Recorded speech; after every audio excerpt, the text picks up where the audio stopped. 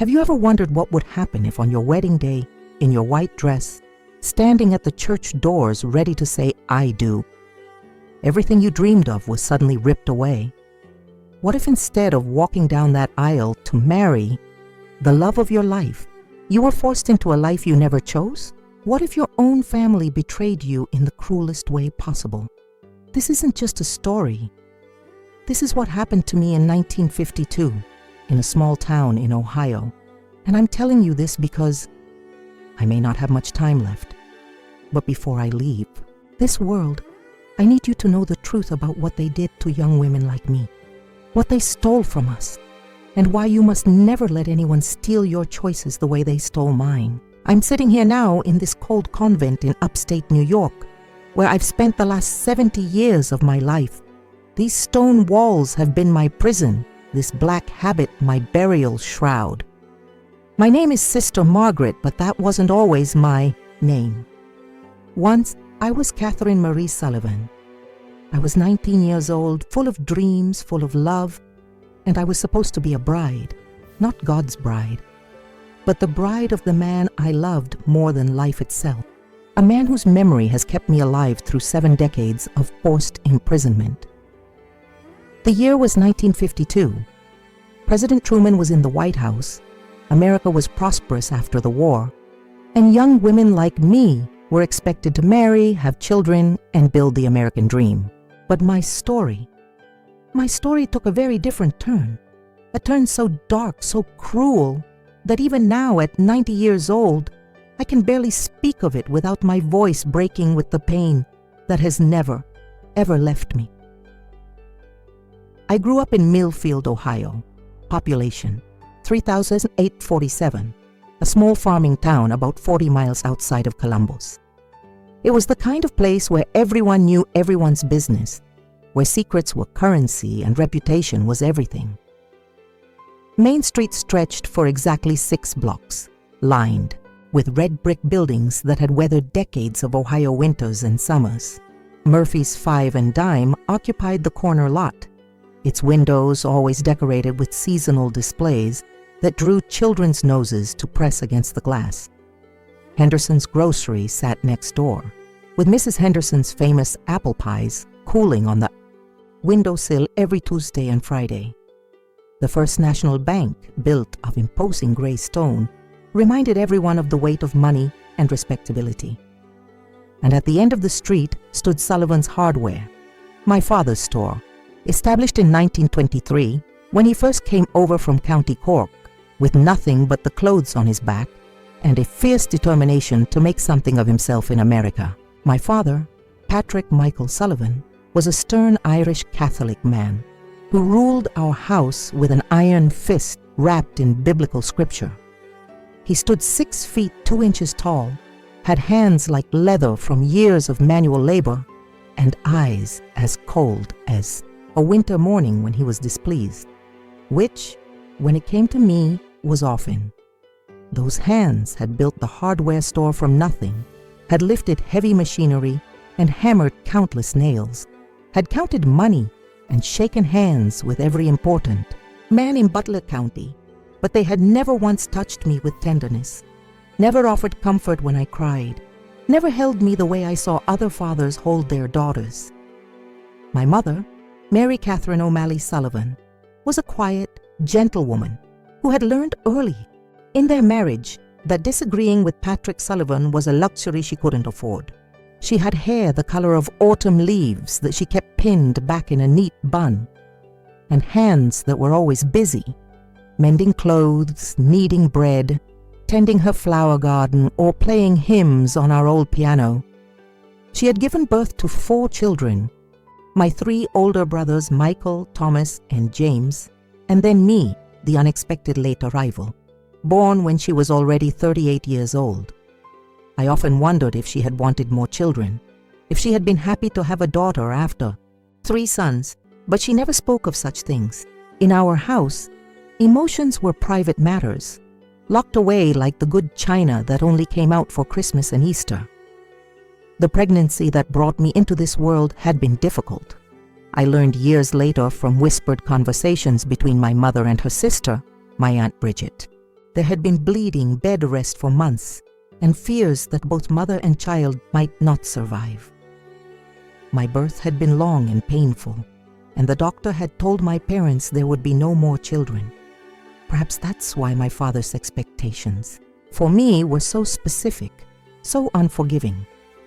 I was his only daughter, his last child, and he was determined to shape me according to his vision of what a Sullivan daughter should be. We lived in a 2-story white clapboard house on Elm Street with a wraparound porch where my mother grew morning glories and climbing roses. The house had been built in 1889, and it creaked and settled like an old woman's bones, especially on winter nights when the Ohio wind howled through the bare branches of the elm trees that gave our street its name. My bedroom was on the 2nd floor, overlooking the backyard where my mother kept her vegetable garden and my father stored lumber and supplies for his various home improvement projects. Every evening, my father sat on that porch, smoking his pipe and reading the Columbus Dispatch. He would comment on the news to my mother, who listened with the patience of someone who had long ago learned that her role was to be an audience, not a participant in these one-sided conversations. He had opinions about everything: President Truman's policies, the war in Korea, the rising cost of gasoline, the moral decline of America's youth. But mostly, he talked about duty, about the importance of knowing one's place in God's grand design, about the dangers of pride, and the virtue of submission to authority. We attended Mass every Sunday at St. Patrick's Catholic Church, a Gothic, revival building of red brick and limestone that dominated the town square. The church had been built in 1904 with donations from the growing Irish Catholic population, and my father served on the parish council and contributed generously to every fund drive. Father O'Brien, an ancient man with whiskey on his breath and fire in his sermons, had been the pastor for as long as anyone could remember. He preached about duty, obedience, sacrifice, and the eternal damnation that awaited those who strayed from the narrow path of righteousness. His sermons were long and filled with Latin phrases that most of the congregation didn't understand, but they nodded anyway, afraid to show their ignorance. I had 3 older brothers who all followed in my father's footsteps without question. Michael was 28, a practical man who had taken over much of the day-to-day operations of Sullivan's hardware. He was married to Margaret O'Connor, a suitable Irish Catholic girl from the next town over, and they had 2 small children, who called me Aunt Katie. Michael had inherited my father's talent for business and his no-nonsense approach to life, but he lacked the cruel edge that made my father so formidable. Thomas was 26, quieter than Michael but equally dutiful. He worked as a bookkeeper for the grain elevator and was engaged to Sarah Henderson, the banker's daughter. Their wedding was planned for the spring of 1952, and the whole town was talking about what a good match it was. 2 respectable families joining their fortunes and their reputations. James was 24, the most gentle of my brothers, and he was courting Elizabeth Morrison, the Methodist minister's daughter, much to my father's ongoing disapproval. James had always been different from the rest of us, more thoughtful, more sensitive to the feelings of others. He was the only one who ever defended me when my father's criticism became too harsh, though he did so carefully, knowing that open defiance would only make things worse for both of us. But I was different. I was the only daughter, born after. My mother had 3 miscarriages trying to give my father the daughter he said he wanted. And from the moment I drew breath, my father had very specific plans for me. Plans that didn't include my own desires, dreams, or happiness. You see, in 1934, when I was only 2 years old, my father had made a promise to Father O'Brien during a particularly difficult financial period. The hardware store was failing, customers were unable to pay their bills because of the depression, and the bank was threatening foreclosure on both the store and our home. My father was a proud man, and the thought of losing everything he had built in America, of perhaps having to return to Ireland in failure was more than he could bear. It was a cold February night when my father walked to the rectory behind St. Patrick's Church, his hat in his hands and desperation in his heart. Father O'Brien received him in his study, a room lined with theological books and smelling of tobacco and communion wine. My father explained his situation, the failing business, the unpaid bills, the children who needed food and shelter. He begged for help, something he had never done before in his proud life. Father O'Brien listened with the calculating patience of a man who understood that desperation could be a useful tool. He offered my father a loan from the church's emergency fund, enough to save the business and our home. But the loan came with conditions that went beyond simple interest payments. My father would have to prove his devotion to the church, his commitment to raising good Catholic children. He would have to increase his contributions once the business recovered. And if God blessed him with financial success, he would give something precious back to the church. He would dedicate his daughter to God's service. I didn't know about this promise until I was 18 years old. For most of my childhood, I believed I would grow up like other girls in our town, finish high school, maybe work for a year or two, then marry a nice Catholic boy and raise a family.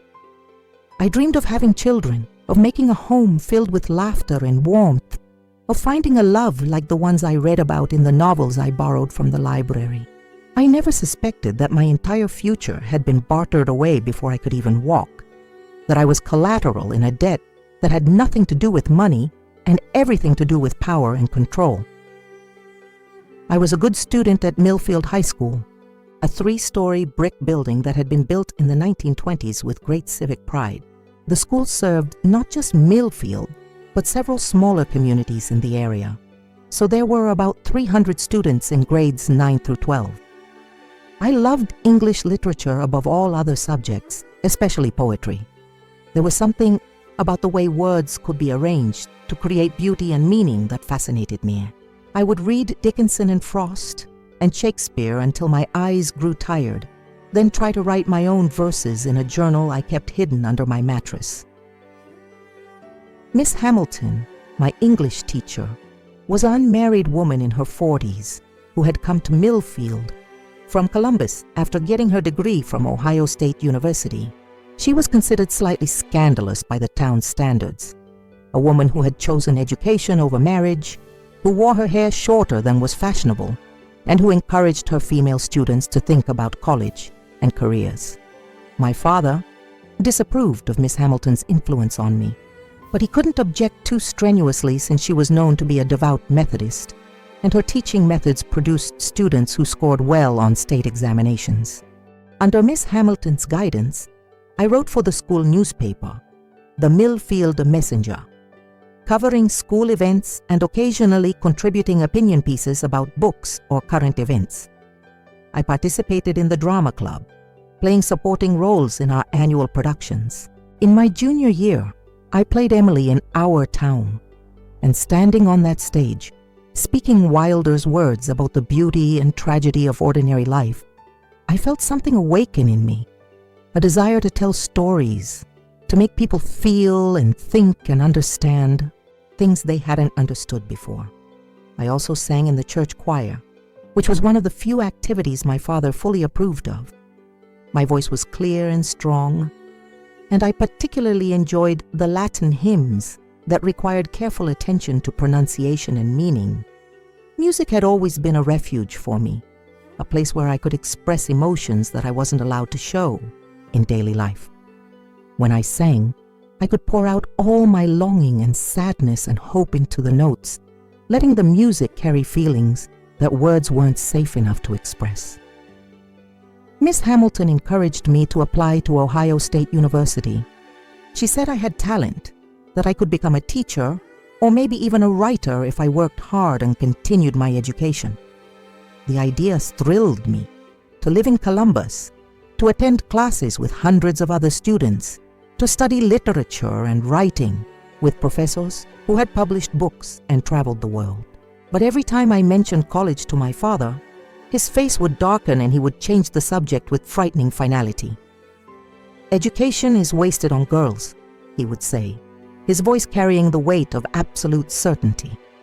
"A woman's place is in service, either to her husband and children or to God. There's no middle ground, Catherine. The sooner you accept that, the happier you'll be." But I wasn't happy with that limitation. I wanted more than service. I wanted to create something beautiful with my life, to write stories that would make people cry or laugh or see the world differently. I wanted to travel, to meet interesting people, to have adventures and experiences that would give me something worth writing about. I realize now, what every young person wants: the chance to discover who I was meant to become, rather than being told who I should be. When other girls in my class started dating, I begged my parents to let me attend school dances, to go to the movies with friends, to participate in normal teenage activities. The other girls talked constantly about boys, who was cute, who had asked whom to the spring formal, who had been seen holding hands after school. I listened to these conversations with a mixture of curiosity and envy, wondering what it would feel like to have a boy look at me the way Tommy Henderson looked at Susan McKay, or the way Robert Chen smiled at Dorothy Morrison. But my father was strict about such things, stricter than most of the other Catholic parents in town. I was allowed to attend church functions, school events with proper supervision, and occasional visits to approved friends' houses.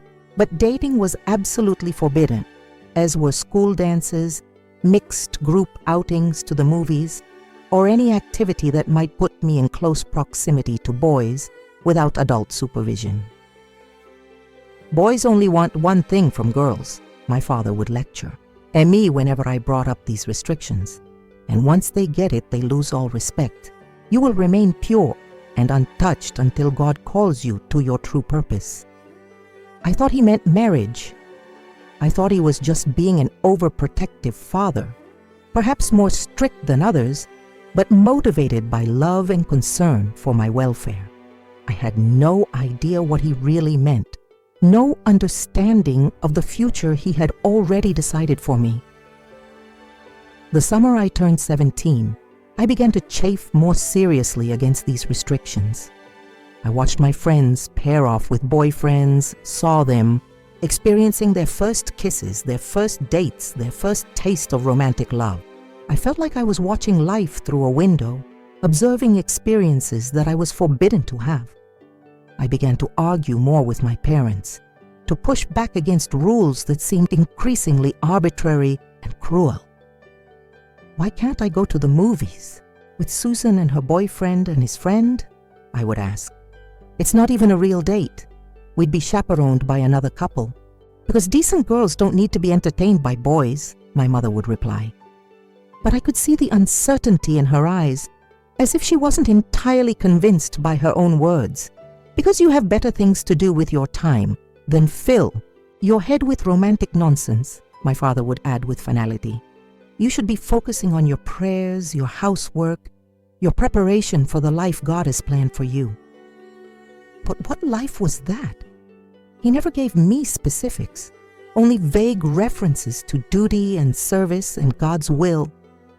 I began to suspect that my father's plans for me were different from what I had assumed, but I couldn't imagine what they might be. Marriage to some approved suitor? Life as a spinster caring for my aging parents? I couldn't conceive of the truth. Everything changed. In the summer of 1951, when I was 17 years old, during the week of the Butler County Fair. The fair came to town every July, setting up in the large field behind Henderson's grocery, bringing with it the excitement and magic that small-town teenagers lived for all year. For 1 week, Millfield was transformed from a sleepy farming community into something approaching a carnival, with bright lights, music, laughter, and the intoxicating scent of freedom in the warm summer air. The fair meant carnival rides that took you high above the rooftops where you could see the entire county spread out below. It meant cotton candy that dissolved on your tongue like sugary clouds, and caramel apples that stuck to your teeth, and games of chance where you could win stuffed animals and cheap jewelry that seemed precious because of how hard you had worked to earn them. Most importantly, it meant the opportunity to meet young people from neighboring towns, to flirt and laugh and pretend for just a few days that you were more sophisticated and worldly than you really were.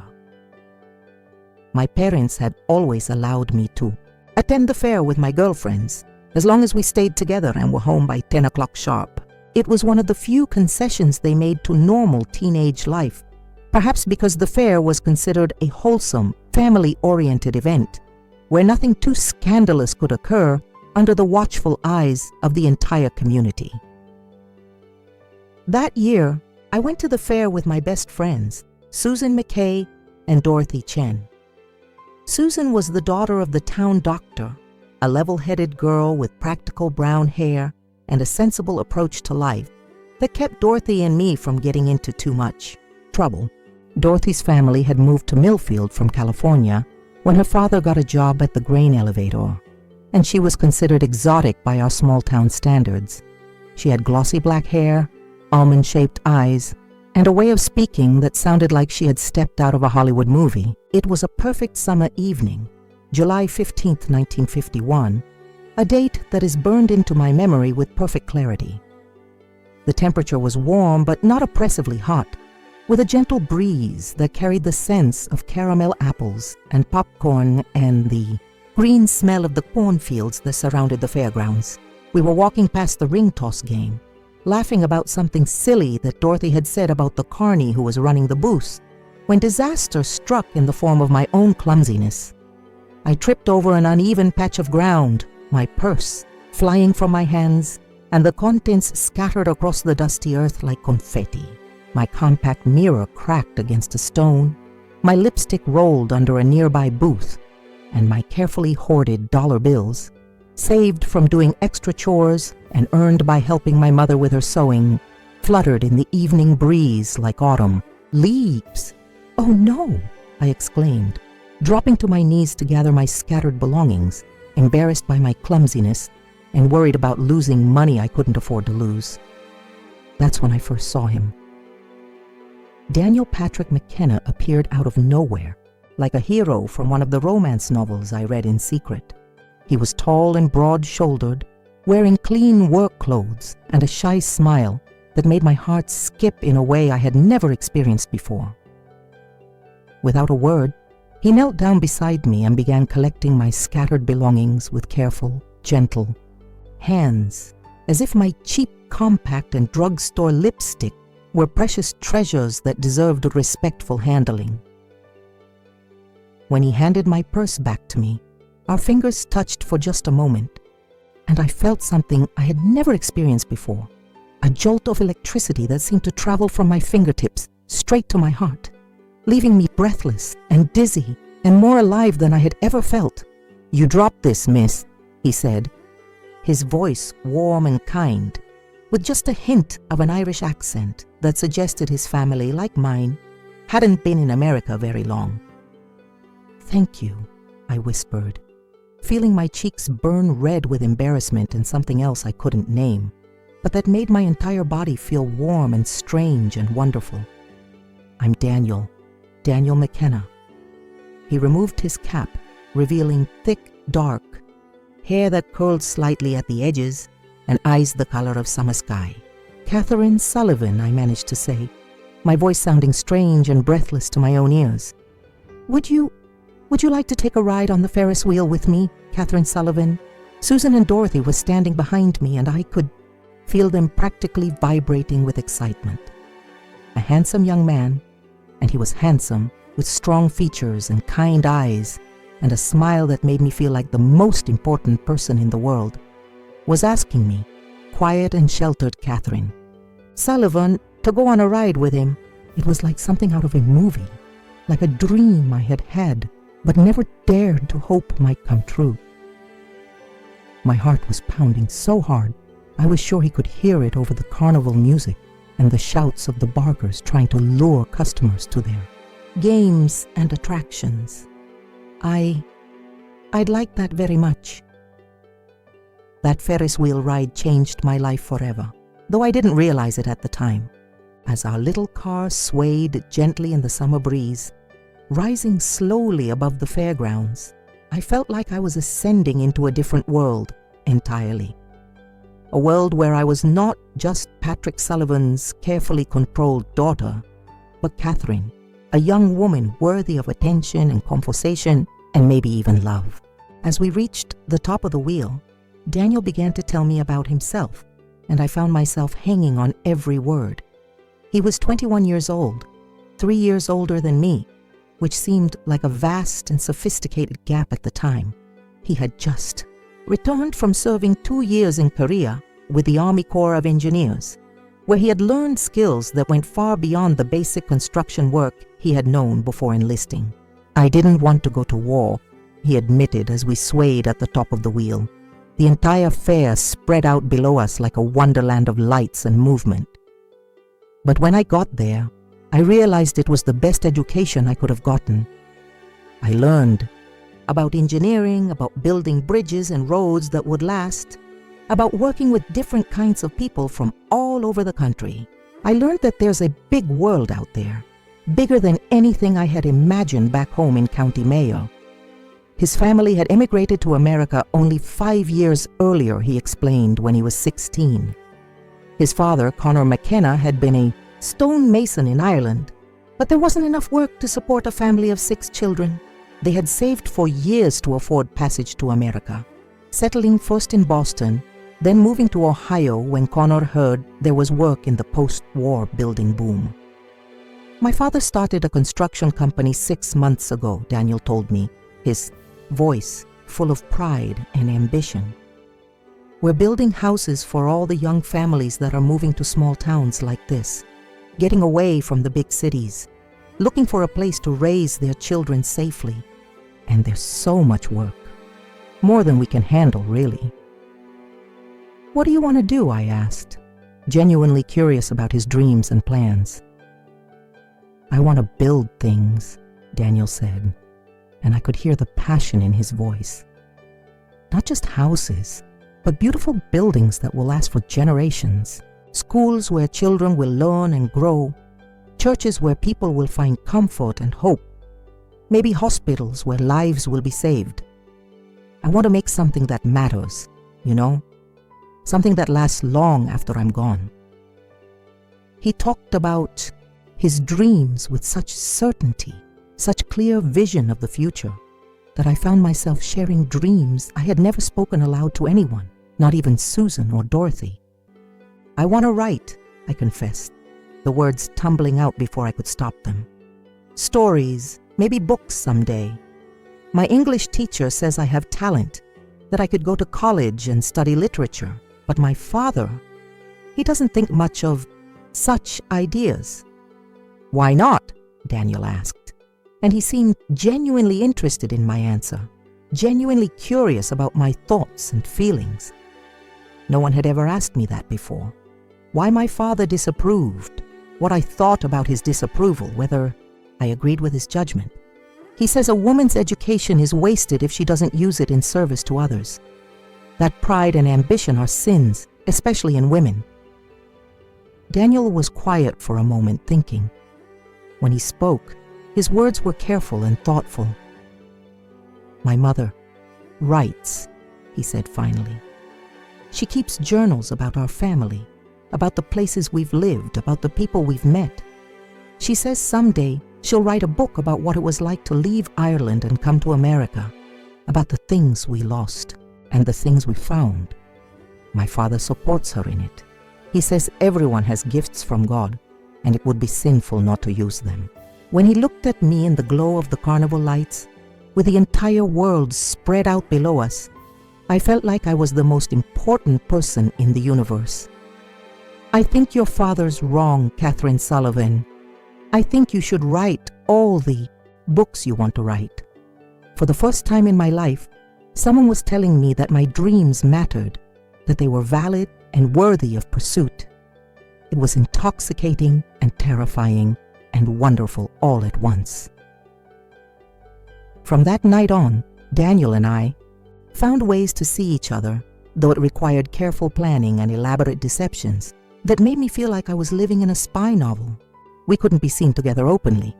My father's rules were absolute, and the gossip network in a small town like Millfield was more efficient than any telephone system. We would meet at Murphy's soda fountain after his work ended at 5 o'clock, sitting in separate booths, but positioned so we could see each other. I would order a chocolate milkshake and pretend to read a book, while he would have coffee and a piece of pie, and we would steal glances at each other across the checkered linoleum floor. Eventually, when Mrs. Murphy was busy with other customers, one of us would casually move to the other's booth, and we would talk in low voices, heads bent together over shared treats. He told me about the houses he was helping to build, describing the families who would live in them with such detail that I could picture their lives unfolding within those walls. There was the young doctor and his wife who were expecting their first child and wanted a nursery painted yellow because they wanted to be surprised by the baby's gender. There was the war veteran who had lost a leg in France but was determined to build a workshop where he could make furniture with his own hands. There was the widow with 3 children who had saved for 10 years to afford her own home, who cried when they poured the foundation because it meant she would never have to depend on anyone else's charity again.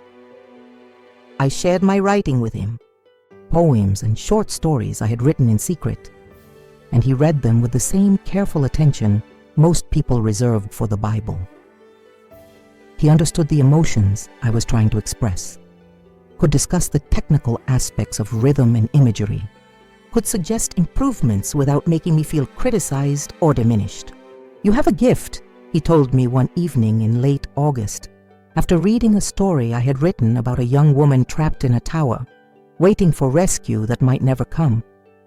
Not just for writing, but for understanding people, for seeing into their hearts. "That's rare, Catherine. You shouldn't waste it." We would take long walks through the countryside surrounding Millfield, always careful to avoid the main roads where we might be seen by someone who would report back to my father. We discovered hidden paths through cornfields and meadows, secret places by Miller's Creek where we could sit and talk for hours without fear of discovery. Daniel brought books he had bought in Columbus, novels by Hemingway and Steinbeck, poetry by Robert Frost, philosophical works that challenged everything I thought I knew about the world.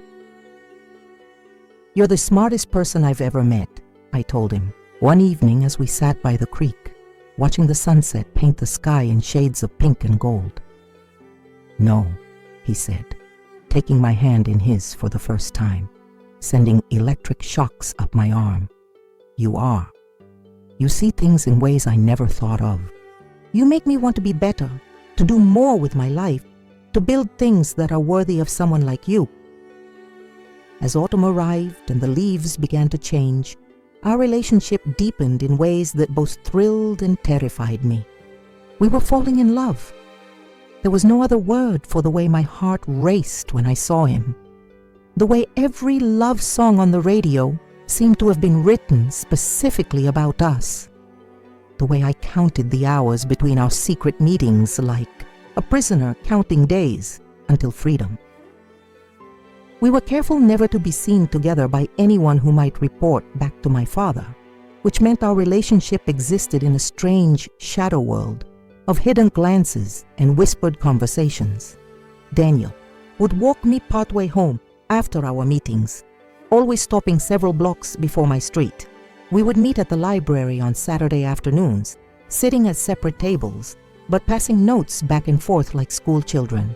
Our own private postal system under the watchful but approving eyes of Miss Peterson, the librarian who I suspect, knew exactly what was happening but chose to look the other way. We attended different churches. He was Presbyterian while my family was Catholic. So even Sunday mornings couldn't bring us together openly. But sometimes I would catch a glimpse of him walking to services with his family, and the sight of him in his Sunday suit would make my knees weak and my heart pound with longing. The secrecy was both thrilling and frustrating. I was falling deeper in love with Daniel McKenna every day, but I couldn't share my happiness with anyone. At home, I had to pretend that nothing had changed, that I was still the dutiful daughter who wanted nothing more than to please her parents and serve God. But love has a way of changing everything about a person. The way they move, the way they speak, the light in their eyes, the songs they hum without realizing it. At school, I had to deflect questions from Susan and Dorothy about why I seemed so happy lately, why I was always humming to myself, why I had started paying more attention to my appearance. They could see that something had changed about me, that I was different in some fundamental way, but they couldn't put their finger on what it was. "You're glowing," Dorothy said one day as we walked home from school together. "Like you have a secret, a good secret." "Don't be silly," I replied, but I could feel myself blushing, and Dorothy was too perceptive to miss it. "It's a boy, isn't it?" she pressed. "You've met someone. Who is he? Do I know him?" I longed to tell her everything, about Daniel, about how much I loved him, about the hours we spent talking about books and dreams and the future we wanted to build together. But I knew that even telling my closest friends would be dangerous. Dorothy might let something slip to her parents, who might mention it to mine, and then my secret would be exposed with potentially devastating consequences. The only person who seemed to suspect something was my mother. Sometimes I would catch her watching me with a worried expression, as if she could see the secret I was carrying written across my face, like words on a page. Her observations were subtle but persistent. Comments about how I seemed distracted. During family prayers, questions about why I was spending so much time at the library. Gentle inquiries about my friendships and activities. Once, on a particularly warm September evening, she asked me to help her with the dishes after dinner. And when we were alone in the kitchen, she spoke to me more directly than usual. "Catherine, is there anything you want to talk about? Any problems? You're having any questions about growing up?" I almost told her everything in that moment. Standing there in the warm yellow light of the kitchen, with my mother's gentle voice offering understanding and support, I almost confessed about Daniel, about how much I loved him, about my dreams of marrying him and having children and building a life together. But something in her eyes stopped me, a sadness, a resignation, as if she already knew my fate and was powerless to change it. "No, Mother," I said finally. "Everything's fine." She nodded, but I could see the doubt in her expression. "Your father loves you very much, Catherine. Everything he does because he believes it's best for you. Sometimes it might not seem that way, but—" "I know, Mother." But I was beginning to suspect that I didn't know anything at all about what my father believed was best for me, or about the plans he had been making for my future. As winter approached, Daniel and I knew we couldn't continue our secret courtship indefinitely. The cold weather made our outdoor meetings more difficult, and the shorter days meant fewer opportunities to see each other without arousing suspicion. More importantly, we were both miserable with the constant hiding, the stolen moments, the fear of discovery that hung over every conversation like a dark cloud. We wanted to be together openly, to plan a future together, to get married and start our lives as husband and wife.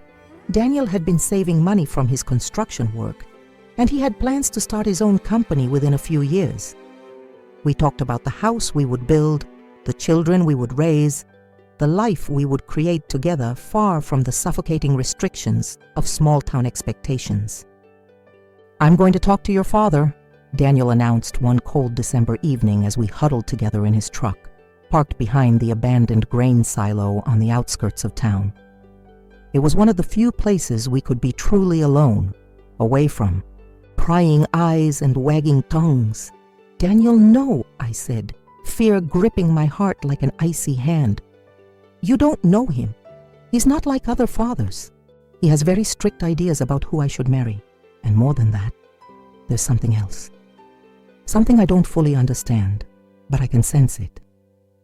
The way he talks about my future, it's always vague, always about service and God's plan. I'm afraid he has ideas that don't include marriage at all." "What kind of ideas?" Daniel asked, his voice growing serious. I had never told him about my father's obsession with finding me a suitable match from among the approved Catholic families, preferably one with money and social standing.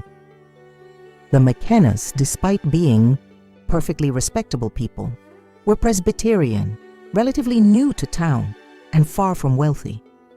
In my father's eyes, they would be completely unsuitable. But more than that, I was beginning to suspect that my father's plans for me went beyond even an arranged marriage to some approved suitor. He talks about dedication to the church, I said slowly, trying to put my growing fears into words. About different kinds of service. Sometimes I catch him looking at me like I'm not his daughter, but something else. Something he owns, something he can give away. Daniel's jaw tightened. No one owns you, Catherine. You're 18 years old. You have the right to choose your own life, your own husband. Do I asked, voicing the doubt that had been growing in my mind for months. In this town, in this family, do I really have any rights at all? Then we'll leave, Daniel said firmly. Catherine, I love you. I want to spend my life with you. If your father won't give his blessing, if this town won't accept us, then we'll go somewhere else.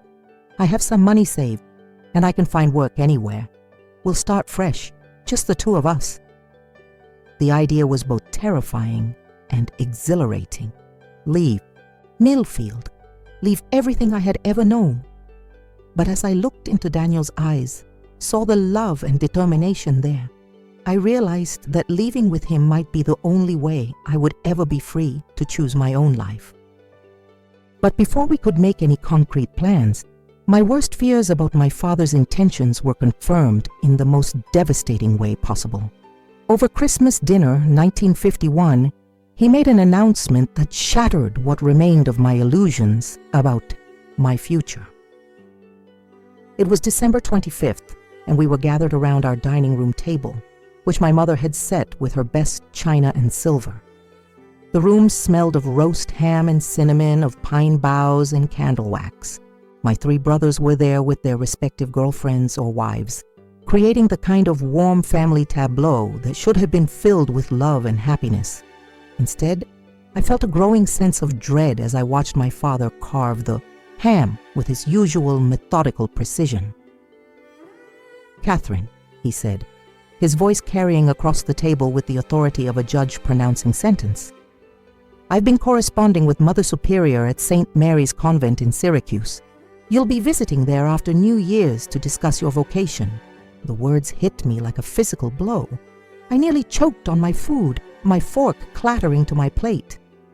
My vocation? Father, what do you mean? Your calling to religious life. Of course. I've known since you were born that God intended you for His service. It's time to stop pretending otherwise. My brothers exchanged glances but said nothing. Michael looked uncomfortable. Thomas studied his plate intently, and James, dear James, looked like he wanted to say something but didn't dare. My mother kept her eyes fixed on her food, but I could see her hands trembling slightly as she cut her meat into smaller and smaller pieces. I felt like the walls of the dining room were closing in on me, like the Christmas decorations were mocking me with their false cheer. But Father, I don't feel called to religious life. I want to get married, have children, live a normal life. What you want is irrelevant, my father said, his voice growing cold in the way that had terrorized me since childhood. This is what God wants. This is what our family owes to the church. The decision has been made. Made by whom? I demanded, my voice shaking with a mixture of fear and anger that I had never dared to express before. I'm 18 years old. I have the right to choose my own life. The silence that followed was deafening. My father's face turned purple with rage, the veins in his neck standing out like cords. He slammed his fist down on the table so hard that the dishes jumped, sending gravy splattering across my mother's white tablecloth. You have no rights except those I give you, he roared. You are my daughter, living under my roof, eating food I provide, wearing clothes I buy. You will do as you're told, or you will find yourself out on the street with nothing but the clothes. On your back, the threat hung in the air like smoke from his pipe. My mother began to cry silently, tears streaming down her cheeks as she continued to stare at her plate. My brothers looked everywhere except at me, complicit in their silence. "This is about the promise, isn't it?" I said suddenly, the words coming from some deep intuition I hadn't known I possessed. "You made some kind of promise to Father O'Brien, didn't you?" "About me." My father's face went white, then red again. "How dare you? You did," I said, my voice growing stronger with certainty. "When I was little, when you were having trouble with the store, you promised him something. You promised him me." That night I couldn't sleep. I lay in my bed, staring at the ceiling, trying to process what my father had revealed and what I had intuited about the promise that had sealed my fate before I was old enough to understand it. The house creaked and settled around me, but for once the familiar sounds brought no comfort. They seemed like the groans of a prison, the sighs of a trap closing around me. Around midnight, I heard footsteps in the hallway outside my room, soft and hesitant. My door opened quietly and my mother slipped inside, wearing her nightgown and robe, her face pale in the moonlight that filtered through my bedroom window. "Catherine," she whispered, sitting on the edge of my bed. "We need to talk." For the next hour, in whispered tones that wouldn't carry to my father's ears, my mother told me the truth about the promise that had shaped my entire life. She confirmed what I had guessed, that in 1934, when I was only 2 years old, my father had made a desperate bargain with Father O'Brien. The church had saved our family from financial ruin, but the price had been my future. I tried to talk him out of it, my mother said, her voice breaking with tears she had held back for 17 years. I told him it wasn't right, that we couldn't promise away a child's life like that. But he was so afraid, Catherine, so afraid of losing everything, of failing in America the way his own father had failed in Ireland. He convinced himself, and Father O'Brien encouraged him to believe, that this was God's will, that you were meant for religious life. "But what if I don't want religious life?" I asked, though I already knew the answer. "Your wants don't matter to them," my mother said sadly. "To your father, to Father O'Brien, to the whole system they represent. They believe that parents know better than children what God wants for their lives. They believe that a woman's highest calling is to serve, and if she can't serve a husband and children, then she should serve God directly. What about what I believe? What about my relationship with God? Doesn't that matter at all?" My mother looked at me with such profound sadness that I knew the answer before she spoke. "They would say that if you truly knew God, you would want what they want, that your resistance is proof of your spiritual immaturity, your need for guidance and discipline."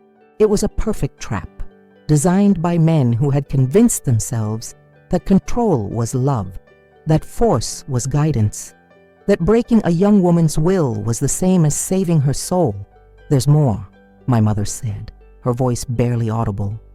"Your father has already made a substantial donation to the convent, a dowry they call it, money to ensure your acceptance and to pay for your maintenance while you're in formation. If you refuse to go, we lose that money. And what? And Father O'Brien has threatened to call in the original loan, with interest. After all these years, we still owe the church money, Catherine. Your father's business success hasn't been as complete as he pretends. If the church demanded immediate repayment, we would lose everything. The store, the house, our place in the community. So I was not just promised to the church. I was collateral for a debt that could destroy my entire family if I refused to. Honor it. The trap was even more complete than I had imagined. What about my brothers? I asked. Why aren't they expected to serve the church? Men serve the church by raising Catholic families, by being successful in business, by taking leadership roles in the community, my mother explained. Women serve by giving up everything else. It's the way it's always been, Catherine. I'm so sorry. After my mother left, I lay awake until dawn planning my escape. If I was going to have any chance of freedom, I had to act quickly. My father had scheduled my visit to the convent for early January.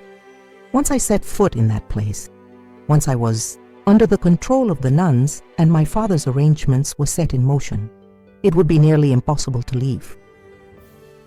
The next morning, I managed to get a message to Daniel through Dorothy, whose older brother worked at the construction site, where Daniel was employed.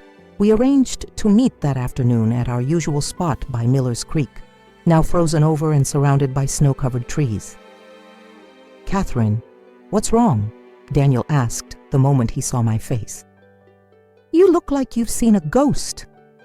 "Worse," I said, and told him everything about my father's announcement, about the planned visit to the convent, about the promise that had been made before I was old enough to walk, about the financial trap that made my compliance essential to my family's survival. Daniel's face went through a series of emotions: shock, disbelief, anger, and finally, a determination so fierce it took my breath away. "We won't let this happen," he said, taking my hands in his. "Catherine, I love you. I want to spend my life with you. We'll elope. We'll leave tonight if we have to. But my family will survive without sacrificing you to pay their debts. This is wrong, Catherine. What they're doing to you is wrong, and I won't let it happen." For the first time in days, I felt hope. Daniel was right. This was wrong, and I didn't have to submit to it.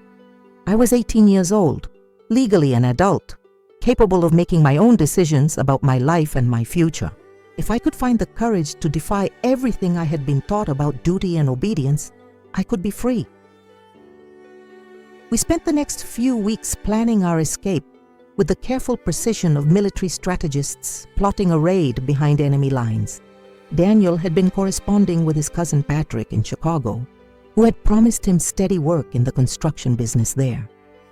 The post-war building boom was creating opportunities for skilled workers, and Daniel's experience in the Army Corps of Engineers made him exactly the kind of employee that growing companies were eager to hire.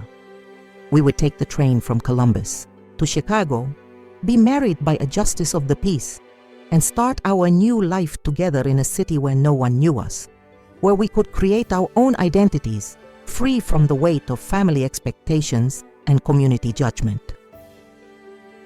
I managed to hide my mother's wedding dress at Dorsey's house, along with a small suitcase containing my most precious possessions, my journals filled with poems and stories, a few photographs of happier times, the pearl necklace my grandmother had left me, and the copy of Little Women that had inspired my love of literature.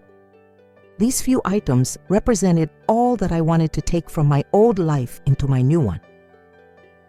Daniel arranged for us to meet at St. Joseph's Church in Oakdale, a town about 20 miles from Millfield, where Father Murphy, a young priest who had served as an army chaplain during the war, had agreed to marry us. Daniel had convinced him that we were both of age and free to marry, that family opposition was based on religious prejudice rather than any legitimate concern for our welfare. The date was set for February 14, 1952. Valentine's Day seemed wonderfully appropriate for beginning our life together. We would be married at 10 o'clock in the morning, then catch the afternoon train to Chicago and our new life. But 3 days before our planned elopement, everything went wrong in the most devastating way possible. I was in my room on February 11th pretending to read my Bible while actually composing a letter to leave for my parents, trying to explain my decision in a way that might minimize their anger and hurt. I wanted them to understand that I wasn't rejecting them or my faith, only claiming the right to choose my own path to serving God and finding happiness. Suddenly, I heard heavy footsteps on the stairs, moving with the purposeful stride of someone, bringing bad news or worse. My bedroom door burst open without a knock, and my father stood there, his face a mask of cold fury that was more terrifying than his explosive anger had ever been. "Catherine Marie Sullivan," he said, his voice dangerously quiet. "We need to talk." He knew. Somehow he had discovered our plans. I could see it in his eyes, in the rigid set of his shoulders, in the way his hands were clenched into fists at his sides. "Sit down," he commanded. I remained standing, my chin raised in defiance despite the terror that was making my legs shake. "I'm not a child, Father. You can't order me around anymore." "Can't I?" he said. And suddenly he was across the room, his hand gripping my arm so tightly I gasped in pain. The strength in those hands, built by years of manual labor, was overwhelming. "You are my daughter. You belong to me until I give you away, and I'm giving you to God, not to some Protestant carpenter's son who thinks he can steal what's mine." "How did you find out?" I whispered. "Did you really think you could sneak around this town without someone noticing? Mrs. Henderson saw you with that boy behind Murphy's store. The librarian mentioned that you two seemed to spend a lot of time passing notes. And Dorothy Chen's mother thought I should know that my daughter was hiding things at her house." My heart sank like a stone thrown into deep water. Dorothy's mother, whom I had trusted, had betrayed me. The network of community surveillance that was supposed to protect young people from making mistakes had instead trapped me in my father's web of control. "It doesn't matter," I said, trying to sound braver than I felt. "I'm 18 years old. I can marry whoever I want. Not while you're living under my roof, you can't. And not to him. I've already taken care of your little boyfriend." Terror shot through me like ice water. "What do you mean? What have you done to Daniel?" My father smiled, a cold, cruel expression that transformed his face into something I barely recognized. "Let's just say that Mr. McKenna has been given a choice. He can leave town immediately and never contact you again, or he can face the consequences of trespassing on private property, corrupting a minor, and whatever other charges I can convince Sheriff Morrison to file against him.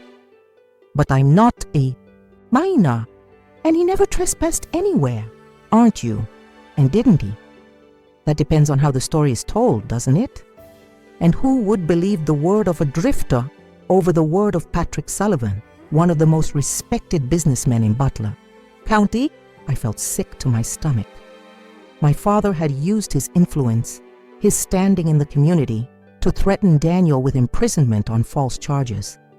And I knew that Sheriff Morrison, who owed my father several favors and whose own daughter worked in our store, would be more than willing to make Daniel's life very difficult if my father asked him to. "You're despicable," I said, tears streaming down my face. "I'm practical," my father replied, "and I'm protecting you from making the biggest mistake of your life. You think you love this boy, but what you're feeling is just lust, just the devil, tempting you away from your true calling. You'll thank me someday." "I'll never thank you for this, never. We'll see. Now you have a choice to make. You can come with me to Syracuse tomorrow to meet with Mother Superior and begin preparing for your religious vocation like a good Catholic daughter. Or you can continue to defy me and find yourself completely cut off from this family with no money, no home, and no young man to rescue you." "What do you mean, no young man?" My father's smile grew wider, more cruel. "Your boyfriend took the money I offered him and left town this morning. Apparently his love for you wasn't as strong as his love for cold, hard cash." 3 days later, numb with grief and shock, I found myself sitting in the austere office of Mother Superior Margaret Joseph at St. Mary's Convent in Syracuse, New York. The journey there had passed in a blur of train stations and winter landscapes, my father sitting beside me in grim silence, occasionally making comments about the weather or the passing scenery, as if this were a normal family trip rather than my delivery to a spiritual prison. The convent was even more imposing up close than it had seemed during my first visit. High stone walls surrounded the entire complex, built of gray limestone that seemed to absorb light rather than reflect it. There was only one entrance visible, from the road, a heavy oak door set into an arched gateway, flanked by narrow windows that looked more like arrow slits than openings designed to let in sunshine. Above the door, carved in Latin letters that were already being worn away by decades of weather, were the words Porta Coeli, gateway to heaven. To me, it looked more like the entrance to purgatory. Mother Superior was a tall, severe woman in her 60s, with steel gray eyes that seemed to look right through to your soul and judge what they found there. She wore the traditional black habit of her order, with a white wimple that framed her face and made her pale skin look almost translucent. Her office was a study in functional austerity, a large wooden desk, 2 straight-back chairs, a crucifix on the wall, and shelves lined with theological texts and administrative records. There were no personal touches, no photographs or decorative objects, nothing that suggested the woman behind the religious authority had any individual personality or interests. "So, Miss Sullivan," she said, studying me like a specimen under a microscope, "your father tells me you have a vocation to religious life." I looked at my father, who was sitting ramrod straight in the chair beside me, his face set in an expression of pious determination. Then I looked back at Mother Superior, trying to find some way to communicate the truth without openly defying the man who controlled every aspect of my existence. I'm not sure," I said honestly. "I've never felt particularly called to be a nun." "Vocations don't always announce themselves with heavenly trumpets and divine visions," Mother Superior replied, her voice carrying the authority of someone who has spent decades interpreting God's will for others. "Sometimes God calls us through circumstances, through the wisdom of our parents, through the needs of His church. Your father has made a very generous donation to our community. We would be honored to accept you as a postulant." A postulant. The word sounded like a disease, something that would require treatment and isolation from healthy people. "What exactly does that mean?" I asked. "It means you would enter the first stage of religious formation," Mother Superior explained. 6 months to learn our ways, to participate in our daily routine of prayer and work, to discern whether God is truly calling you to this life. If at the end of that time you feel called to continue, you would become a novice for 2 years before taking your final vows. 2.5 years. It sounded like an eternity. But what choice did I have? Daniel was gone. My father had made it clear that I was no longer welcome at home if I refused this path. I had no job skills, no money, nowhere else to go. "What if I decide this isn't right for me?" I asked. "Child, you haven't even tried yet. How can you know what's right for you until you've experienced the peace and joy of religious life?" Many young women discover their true calling only after they've freed themselves from the distractions and temptations of the secular world. My father nodded approvingly. "Catherine has always been a spiritual girl," he said, lying with the smooth confidence of a practiced politician. "She's just been confused by worldly influences. Once she's in a proper environment, I'm sure she'll flourish, I suppose. I suppose I could try it for a few months," I said weakly, the words tasting like ashes in my mouth. "Excellent. We'll expect you in 2 weeks. Your father has already arranged for your transportation and donated the appropriate funds for your dowry." A dowry? Like I was being sold to the highest bidder, which, in a way, I suppose I was. Those 2 weeks at home were the longest and most miserable of my life. I walked through each day like a ghost, barely eating, barely sleeping, barely speaking to anyone. My mother tried to comfort me, telling me that I would find peace and purpose in religious life, that many young women discovered their true calling within convent walls. But I could see the doubt in her own eyes, the guilt that made her unable to meet my gaze directly. My brothers avoided me entirely, perhaps feeling guilty about their complicity in my fate, or perhaps simply not caring enough to get involved in what they saw as a family matter that didn't concern them. They went about their daily routines, work, meals, evening entertainments, as if nothing unusual was happening, as if their sister wasn't being shipped off to a life she had never chosen. My father acted as if everything was perfectly normal, as if he hadn't just destroyed my life and sold me into spiritual bondage. He even had the audacity to tell visitors that he was proud to have a daughter entering religious life, that it was a great honor for our family to contribute to the church's mission in such a direct way. The Sullivans have always been a devout family. I heard him tell Mr. Henderson one evening when they were discussing parish business on our front porch. It's only natural that we would want to give our best to God's service. I wanted to scream every time I heard him speak this way, to run out onto the porch and tell Mr. Henderson the truth, that I was being forced into this life against my will, that I had never felt called to religious service, that all of my father's pious words were covering up a financial arrangement that treated me like property to be traded. But I remained silent, trapped by the knowledge that any public revelation would destroy not just my father, but my entire family. During those final days, I spent hours writing letters I would never send, to Daniel, wherever he might be, trying to understand why he had abandoned me, to my mother, forgiving her for her weakness and begging her to forgive me for the pain my situation was causing her, to myself, trying to preserve some record of who Catherine Sullivan had been before she disappeared forever into the anonymity of religious life.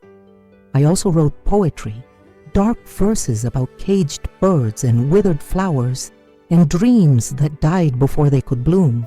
Writing became my only outlet for the rage and grief that I couldn't express any other way, the only way to preserve some trace of my authentic self before it was buried under layers of imposed piety. On March 1st, 1952, my father drove me to the train station in Columbus. It was a gray, cold morning with snow threatening in the heavy clouds that hung low over the city. I carried a small suitcase containing the few personal items I was allowed to bring, some undergarments, basic toiletries, and a single book, my worn copy of Little Women. Everything else I owned, my clothes, my books, my journals, my photographs, all the physical reminders of the life I had lived, was being left behind, just like everything else I had ever loved. As the train pulled away from the station, I pressed my face to the window and watched Ohio disappear behind me. I was leaving behind not just my home, but my entire identity. Catherine Marie Sullivan, the girl who loved poetry and dreamed of writing novels, the girl who had fallen in love with a young carpenter and planned to marry him and raise his children, was being left on that platform forever. The woman who would arrive in Syracuse would be someone else entirely. A blank slate for the church to write upon as it saw fit. The convent was even more imposing up close than it had seemed during my first visit. Sister Agnes Marie, the mistress of postulants, met me at the heavy oak door. She was a middle-aged woman with kind eyes, but a no-nonsense manner that made it clear she would tolerate no weakness or self-pity from the young women in her charge. "Welcome, Catherine," she said, taking my suitcase with efficient movements. "You are entering a new life now. The outside world, with all its temptations and distractions, no longer exists for you. Here, you will find peace in prayer, purpose in service, and joy in surrender to God's will." She led me through a maze of corridors lined with religious artwork, paintings of martyred saints, photographs of previous Mother Superiors, inspirational quotes in Latin and English about the virtues of sacrifice and obedience. The floors were polished stone that echoed with every footstep, and the walls were painted institutional green, a color that seemed designed to drain hope and personality from anyone who looked at it too long. We arrived at a small dormitory where 6 beds were arranged with military precision. Each bed had white linens stretched so tightly you could bounce a coin off them, a simple wooden crucifix mounted on the wall above the headboard, and a small chest for personal belongings. The other 5 beds were occupied by young women in various stages of religious formation. Some were postulants like me, wearing simple black dresses and white veils. while others were novices in the more elaborate habits of their order. "This will be your bed," Sister Agnes Marie said, indicating the one nearest the window.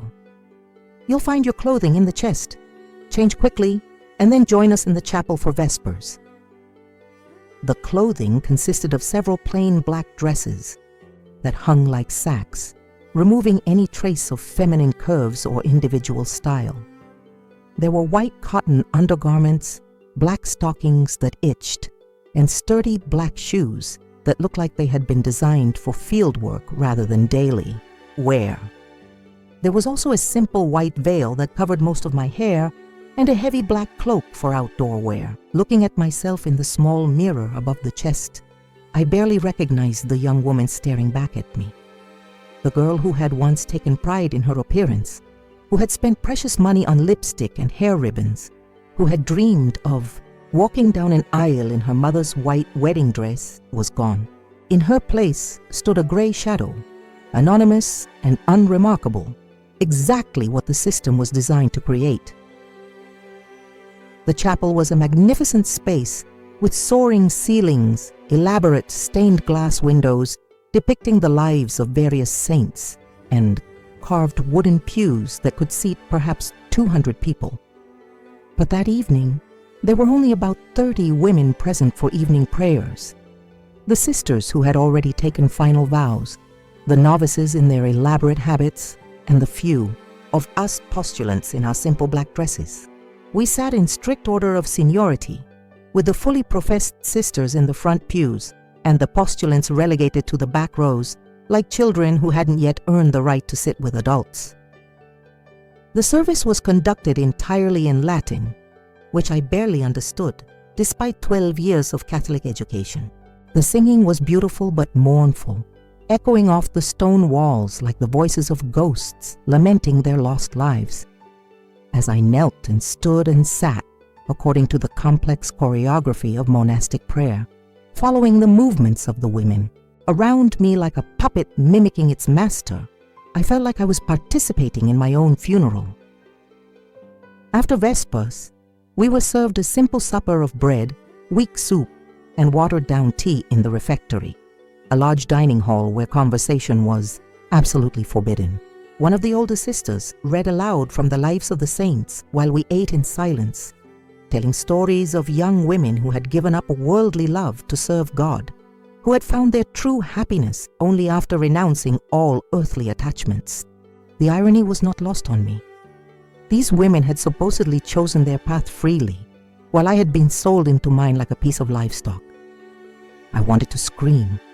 I wanted to stand up and tell them that I didn't want to renounce earthly attachments, that I had loved my earthly attachments more than life itself, that they had been stolen from me rather than freely given up.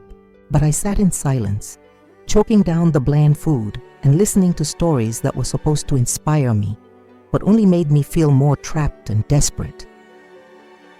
That first night, lying on the narrow, hard bed in the dormitory, I cried as quietly as I could, so as not to disturb the other postulants. The mattress was thin and lumpy, the sheets rough against my skin, and the darkness seemed absolute in a way that darkness in my own bedroom had never been. I thought about Daniel, wondered where he was, whether he ever thought about me, whether he had really taken money from my father or had simply been too frightened to stay and fight for our love. I thought about the life we had planned together, the children we would never have, the home we would never build, the love we would never be allowed to express. Most of all, I thought about the future that stretched ahead of me. Years of this gray existence, this systematic crushing of everything that made me who I was. And I made myself a promise in the darkness of that dormitory. I would survive this somehow. I would find a way to keep Catherine alive inside Sister Margaret, no matter what they did to me. The days that followed blurred together in an endless routine designed to break the will and reshape the soul according to institutional specifications. We rose at 4:30 a.m. for matins, stumbling through the cold corridors in the pre-dawn darkness to kneel in the chapel and recite prayers in Latin, while our minds were still foggy with sleep. At 6 a.m. came Mass, with more Latin and more kneeling on the hard stone floor until my knees were permanently bruised. Then breakfast, porridge that tasted like paste, weak coffee, and bread that was always slightly stale. After breakfast came work assignments. The convent operated like a small, self-sufficient community, and every sister and postulant had tasks that kept the institution running. Some worked in the laundry, others in the kitchen, still others in the gardens or the infirmary. I was assigned to the laundry, where I spent hours washing and ironing the habits and linens of the entire community.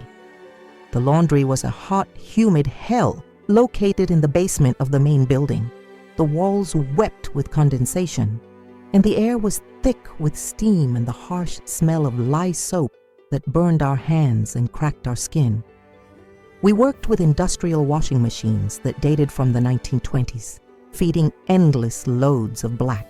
Fabric through rollers while our backs ached from bending over the tubs. The ironing was even worse. Hours spent pressing pleats and seams with heavy irons heated on coal stoves, our faces flushed and sweating from the heat. But the physical discomfort was nothing compared to the systematic assault on our identities and independent will. Every aspect of our lives was regulated, from the way we walked, hands folded, eyes downcast, to the way we spoke, quietly, only when necessary, never expressing personal opinions. We were constantly reminded of our unworthiness, our sinfulness, our need to mortify the flesh and suppress our individual desires. Sister Agnes Marie conducted weekly sessions where each postulant was required to confess her spiritual weaknesses and accept correction from the group. These sessions were exercises in ritual humiliation, designed to break down our sense of self and rebuild us according to the convent specifications. Sister Catherine, she would say, using the name they had assigned to me, "Tell us about your struggles with pride this week." I sometimes find myself thinking about my old life, I would admit, knowing that honesty was expected but would be used against me. And why do you think you cling to these worldly memories? Because they were mine, I wanted to say. Because they were the only things that made me feel alive and human and worthy of love. Instead, I said what was expected. Because I am weak and selfish and haven't fully surrendered my will to God. That's correct. Pride is the root of all sin, Sister Catherine. Until you completely eliminate your attachment to your former self, you cannot hope to find peace in religious life. The spiritual guidance was even more oppressive than the physical labor. We attended daily conferences on topics like the mortification of self-will, the dangers of particular friendship, and the joy of complete surrender. These lectures were delivered by older sisters who had been so thoroughly indoctrinated that they seemed to have no individual personalities left. They spoke in the same cadences, used the same phrases, expressed the same thoughts as if they were components in a machine rather than human beings with unique experiences and perspectives. Any sign of independent thought was met with swift correction. When I dared to ask during one conference why God would give us individual talents and desires if we were meant to completely suppress them, Sister Beatrice, the novice mistress, looked at me with the kind of pity usually reserved for the mentally deficient. "Sister Catherine, that question reveals the extent of your spiritual immaturity," she said. "God gives us these inclinations to test our obedience, to see if we love Him more than we love ourselves. The desires you cling to are not gifts from God. They are temptations from the enemy, designed to lead you away from your true calling." Any expression of sadness or longing for our former lives was labeled as spiritual weakness, a failure to fully surrender to God's will.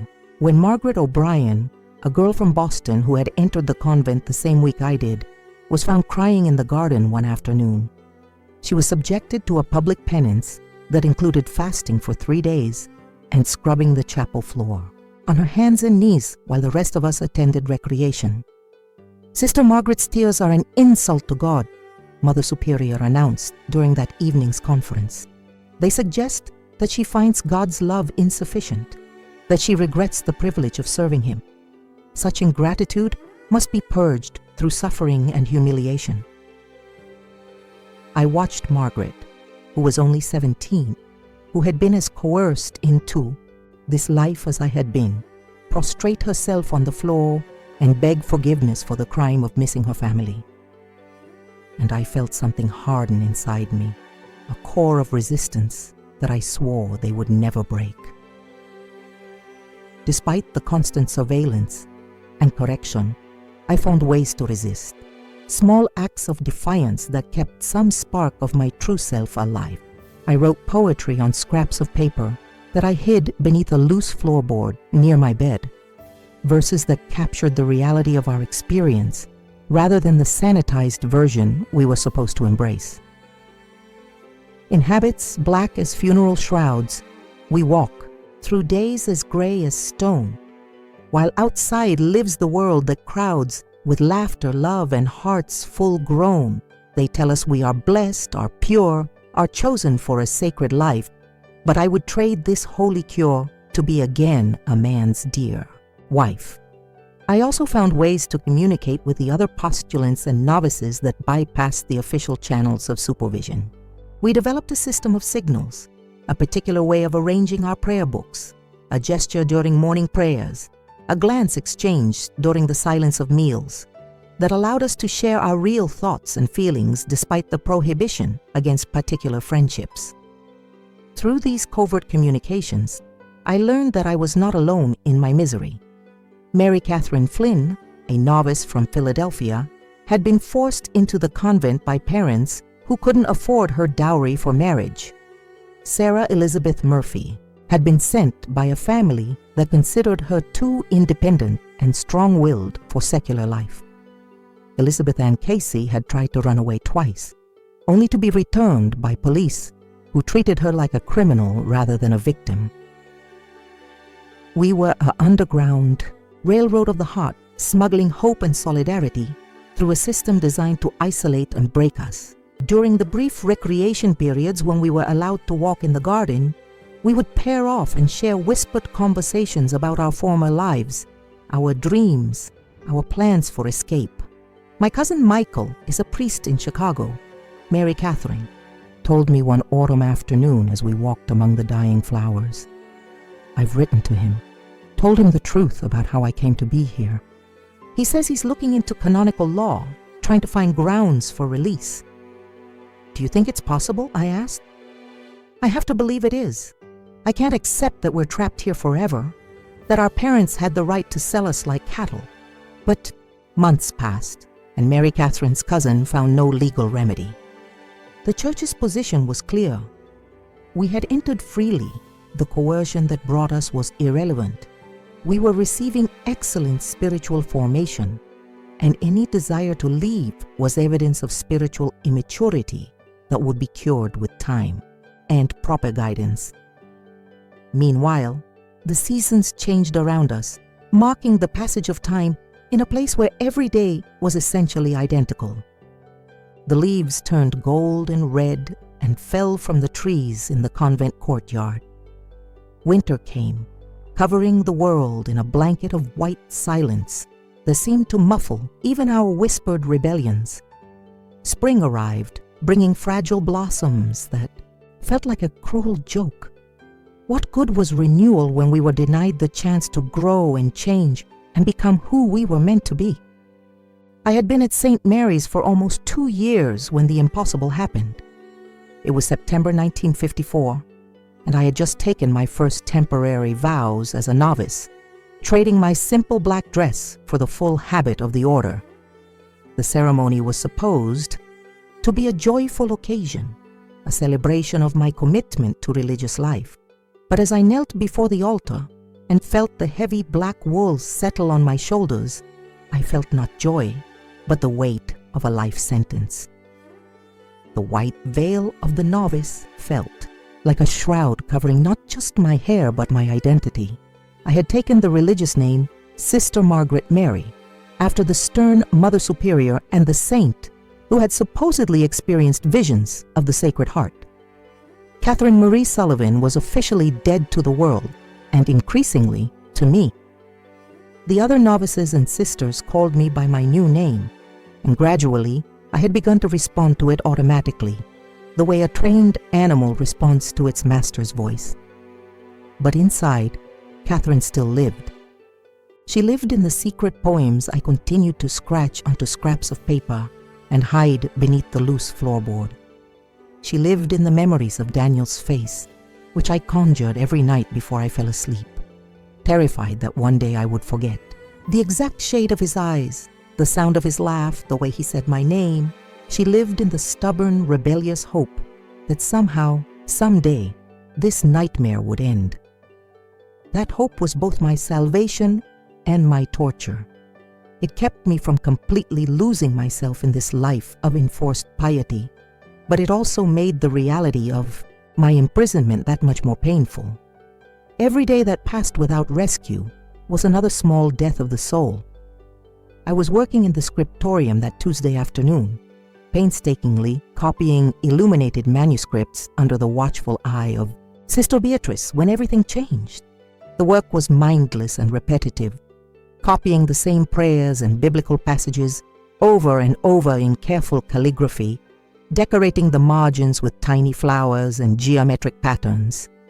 It was considered a privilege to work in the scriptorium, reserved for novices who showed artistic ability and attention to detail. But I found it soul-crushing, using whatever creative gifts I possessed to reproduce the words and images of others rather than express anything original. A postulant entered the room and whispered something to Sister Beatrice, who then turned to me with an expression I couldn't read. "Sister Margaret Mary, Mother Superior wishes to see you in her office immediately." My heart leaped into my throat. Being summoned to Mother Superior's office was never a good thing. It usually meant you had committed some infraction, real or imagined, and were about to receive a stern lecture and additional penance. Had she found my hidden poems? Had someone reported my whispered conversations with the other novices? Had I been insufficiently fervent during morning prayers? I walked the long corridors with a sense of dread, my footsteps echoing on the cold stone floors like a funeral march. The walls seemed to close in around me, lined with portraits of previous Mother Superiors, whose painted eyes seemed to follow my progress with disapproval. I knocked on the heavy oak door of Mother Superior's office. "Enter." I stepped inside, my head bowed in the submissive posture that had become automatic after 2 years of conditioning. Mother Superior was seated at her massive desk, her hands folded on the polished surface, but she was not alone. A man stood by the window, his back to me. He was tall and broad-shouldered, dressed in a well-cut suit that spoke of prosperity and success. My first thought was that he was a priest or a bishop come to inspect the convent, perhaps to investigate reports of misconduct or lax discipline. Then he turned around and the world stopped. Time ceased to exist. The floor seemed to tilt beneath my feet. The air left my lungs in a painful gasp that I couldn't control. It was Daniel. But it wasn't the Daniel I remembered, the young man who had looked at me with such love and hope on top of the Ferris wheel. This man was older, his face lined with years and what looked like profound sorrow. There were streaks of gray at his temples, and his hands looked rougher, more weathered. But his eyes, those were the same eyes that had made me feel like the most important person in the world, and they were fixed on me now with a pain so deep it seemed to radiate from him like heat from a fire. For a long moment no one spoke. I could hear the frantic beating of my own heart, so loud I was sure the others could hear it too. I was certain I was hallucinating, that my longing had finally conjured a phantom so real I could almost touch it.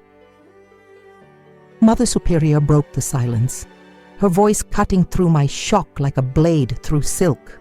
"Sister Margaret Mary, this gentleman is Mr. Daniel McKenna.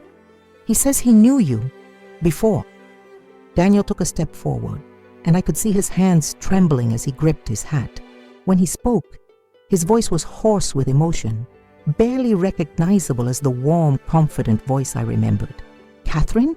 Hearing him say my name, my real name, the name I had almost forgotten after 2 years of being called Sister Margaret Mary, was like a physical blow. I swayed on my feet, and Daniel moved quickly to steady me, his hand on my arm. The touch, even through the thick wool of my habit, sent a shock through my system that made me feel more alive than I had in years. Mr. McKenna has come with a story, Mother Superior said, her voice icy with disapproval. A story that, if true, casts a very different light on your presence here. What story? I whispered, my eyes never leaving Daniel's face, afraid that if I looked away, he would disappear like a mirage. Daniel's voice grew stronger, filled with a righteous anger that I had never heard from him before. I told her that your father forced you to come here against your will, that he threatened me and my family to ensure my silence, that he lied to you about me taking money to leave town. The words hit me like hammer blows. Is it true? I asked Daniel, my voice barely audible. You didn't take the money? Never, Daniel said, his voice fierce with conviction. Your father came to see me the day before we were supposed to elope. He threatened to have me arrested on false charges, to ruin my father's business, to make sure my family never found work in Ohio again. He said if I truly loved you, I would leave and never contact you again, to save you from the scandal of being associated with a criminal and from being disowned by your family. He said it was the only way to protect you. Tears streamed down my face, the first tears I had allowed myself to shed openly in 2 years. He told me you took his money and left. He said you abandoned me for cash. I would never abandon you, Catherine, never. I tried to find you after I left. I wrote letters, but they were all returned unopened. I came back to Millfield a year later. But your father told me you had chosen religious life, that you were happy here, and didn't want to see me. He showed me documents that looked official, papers that seemed to prove you had taken your vows willingly. I believed him. I thought you had forgotten me, that you had found peace in this life. I could never forget you, I sobbed, 2 years of suppressed emotion pouring out of me. I thought you had forgotten me. For a moment we just looked at each other, two people recognizing the magnitude of the deception that had stolen our lives and twisted our love into a weapon used against us both.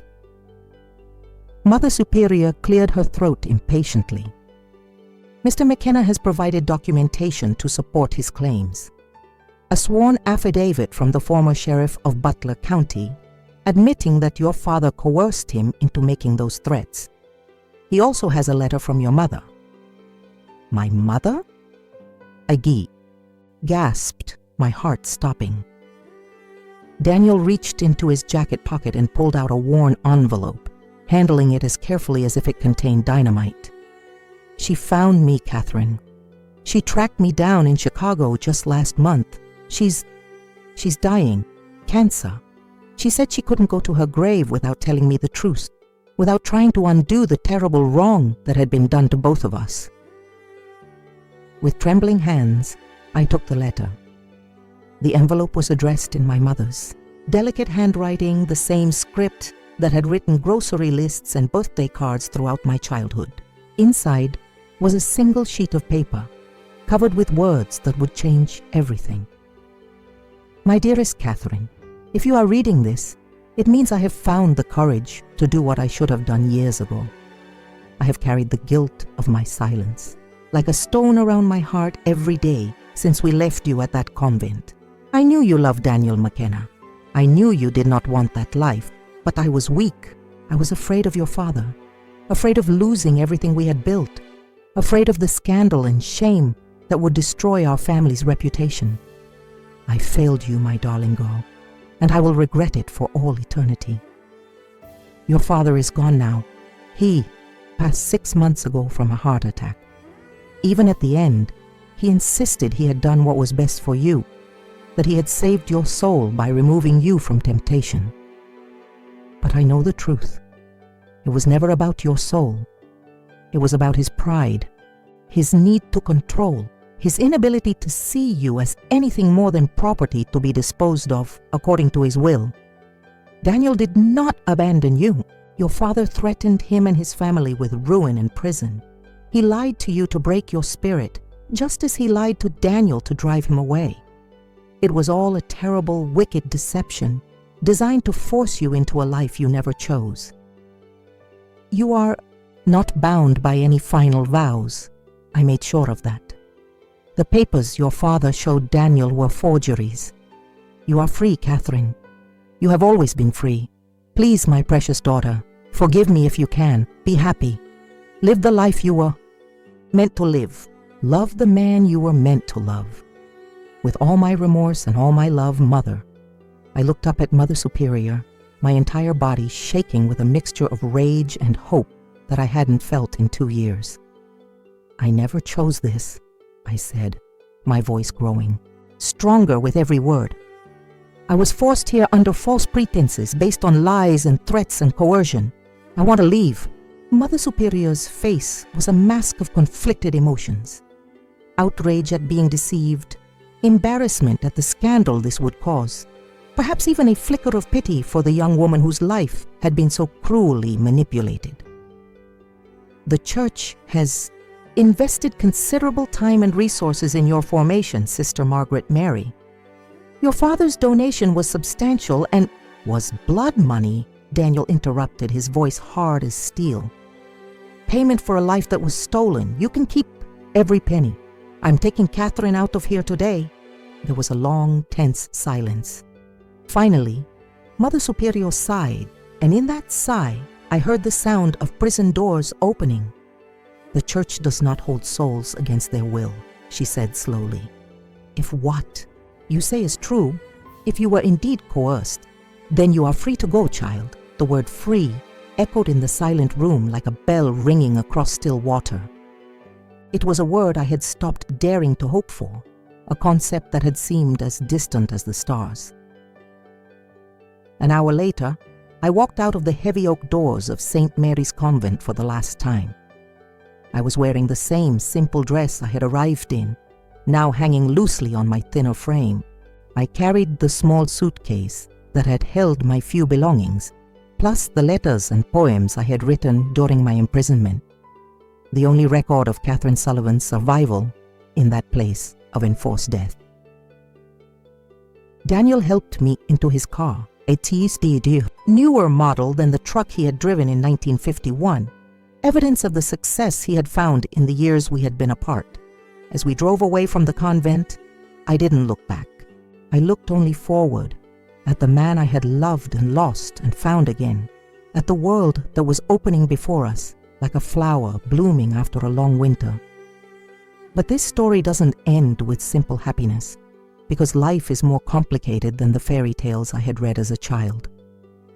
You cannot steal 3 years from someone's life and simply return them as if nothing had happened. The world I returned to in 1954 was not the world I had left in 1952.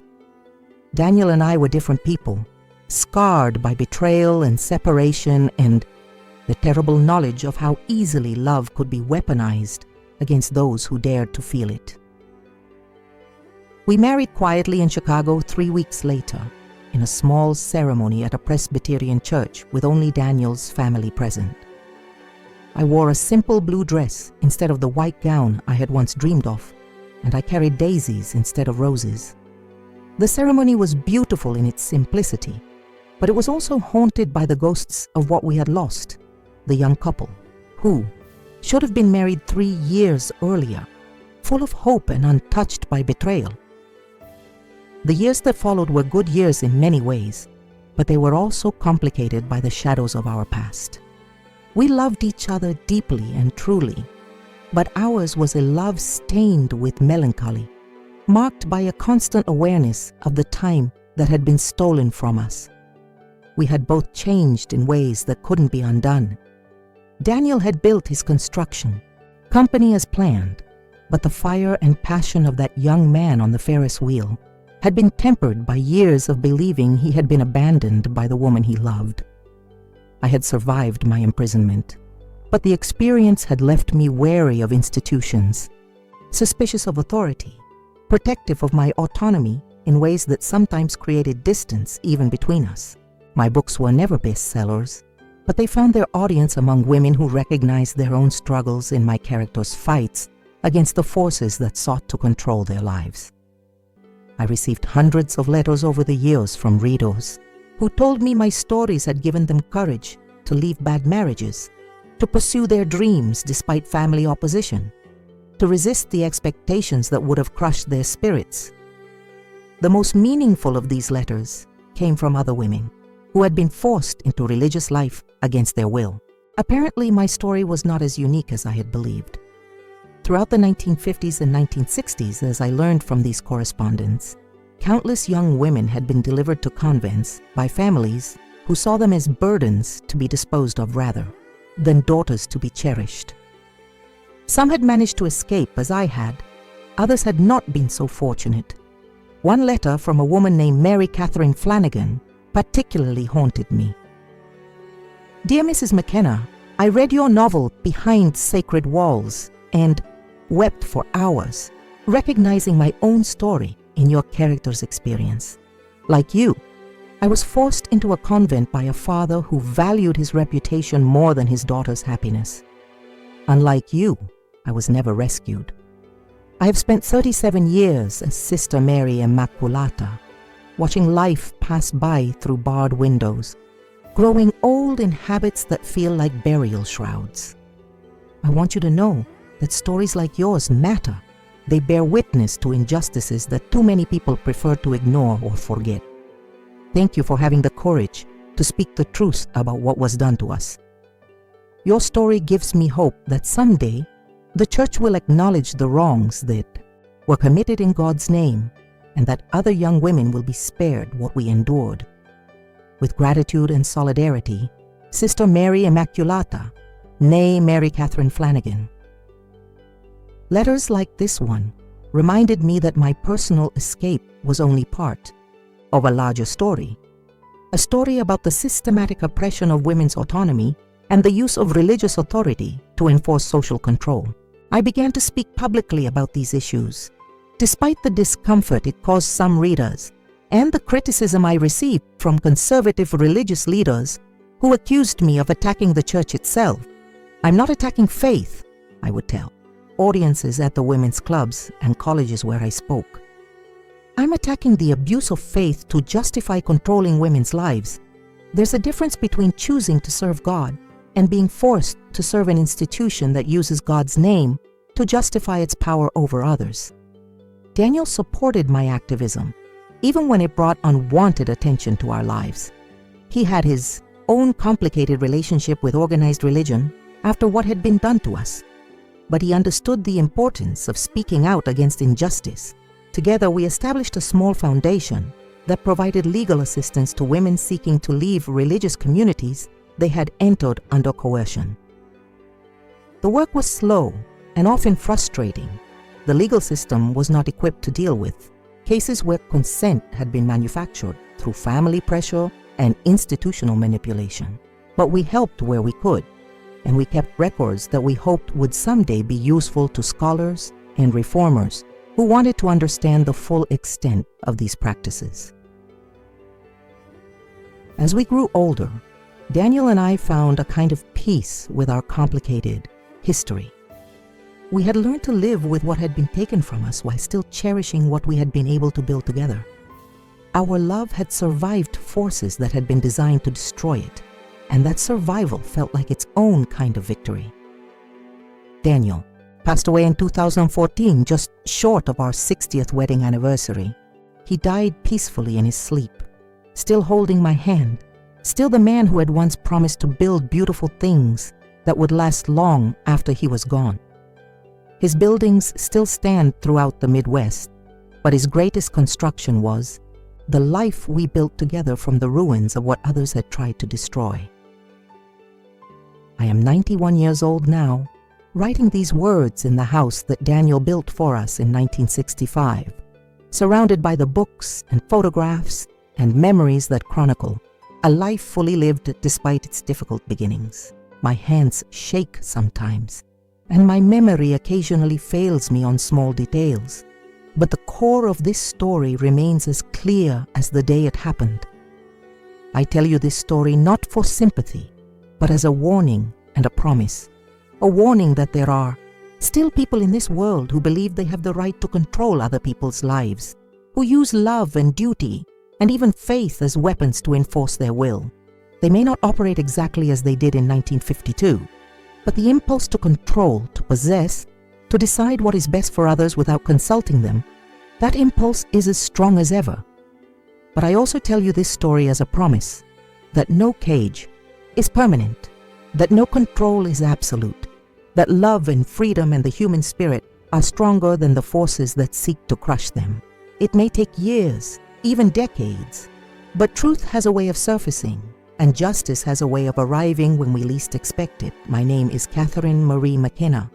I was born Catherine Sullivan, briefly became Sister Margaret Mary, but I chose my final identity for myself. I was the forgotten bride who was never forgotten by the one person who mattered most. And after 70 years, I can finally say that I came home, not to a place, but to myself, to the life I was always meant to live. If you are young and someone is trying to force you into a life you don't want, fight back. If you are older and you see someone else being controlled and diminished, speak up. If you have the power to help someone escape their cage, use it. We are all responsible for each other's freedom. The story ends where it began, with a choice.